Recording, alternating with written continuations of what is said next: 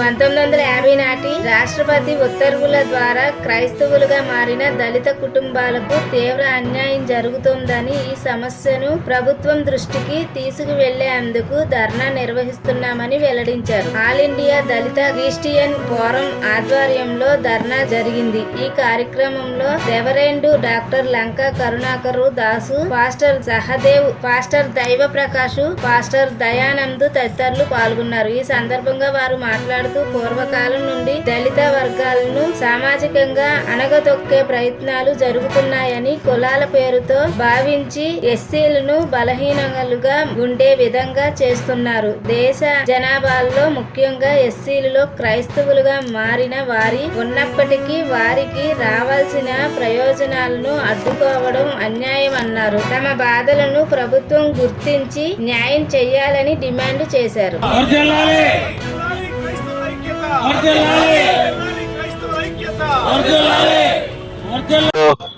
Electronic media మిత్రులకు, అదే విధంగా ప్రెస్ మీడియా మిత్రులకు మీ అందరికి కూడా నమస్కారాలు.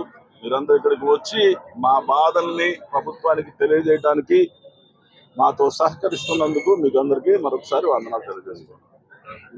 ఈ రోజున మేము ఈ యొక్క ధర్నా పెట్టడానికి గల మొదటి కారణం ఏంటంటే 1950 సంవత్సరంలో ప్రెసిడెంట్ ఆర్డర్ ద్వారా క్రైస్తవులుగా మారినటువంటి ఎస్సీ కుటుంబాలన్నిటికీ కూడా అన్యాయం జరగటం అనేది చాలా ప్రాముఖ్యంగా మేము భావిస్తూ ఉన్నాం. ఈ అన్యాయం అనేది ఎందుకు చేశారు అని కానీ ఆలోచన చేస్తే, ఆ రోజున దళిత వర్గాలను ఏ విధంగా అనగదొక్కారో, పాత రోజుల్లో కానీ మీరు చూసినట్లయితే కులాలు లేవు. 4 కులాలు ఉన్నాయి: బ్రాహ్మణ, క్షత్రియ, వైశ్య, తర్వాత ఏంటంటే శూద్రులు. మీ వెళ్తుంది ఎవరండి? వాళ్ళే.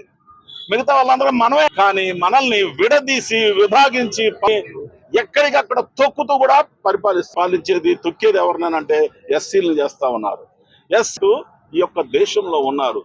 అదే విధంగా క్రైస్తవులుగా మారినటువంటి వాళ్ళు ఎస్సీలలో చూస్తే వాళ్ళు 28%, లేకపోతే ఓసీలలో కానీ ఓబీసీలలో కానీ వీళ్ళందరిలో కూడా ఉన్నారు. అంటే సుమారు 40 వర్గాలని అన్నిటి కూడా అణగదొక్కడానికి ప్రయత్నం చేస్తున్నాయి. వాళ్ళందరినీ కూడా పేర్లు అయితే చెప్పడం నాకు ఇష్టం లేదు, కానీ ప్రతి ఒక్కరిని, దళితులను అణగదొక్కే ప్రతి ఒక్కరిని కూడా మేము వదిలిపెట్టాం.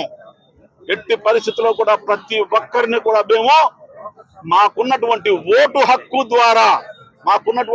హక్కు ద్వారా వీళ్ళందరినీ కూడా కిందకి దించి మళ్ళీ సామాన్యంగా తయారు చేసేటువంటి పరిస్థితికి మేము తీసుకురావాలని ఈ మొట్టమొదటి ధర్నా ఆంధ్రప్రదేశ్ లో ఇంతమంది ద్వారా చేస్తానికి మేము ముందుకొచ్చాం.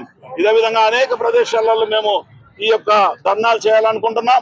మండలాలలో, అదే విధంగా రాష్ట్ర వ్యాప్తంగా ఎమ్మెల్యే కాన్స్టిట్యూన్స్ లో, అదే పార్లమెంట్ వర్గంలో కూడా మేము చేయాలనుకుంటున్నాం. రేపు జరగబోయే ఎలక్షన్స్ లో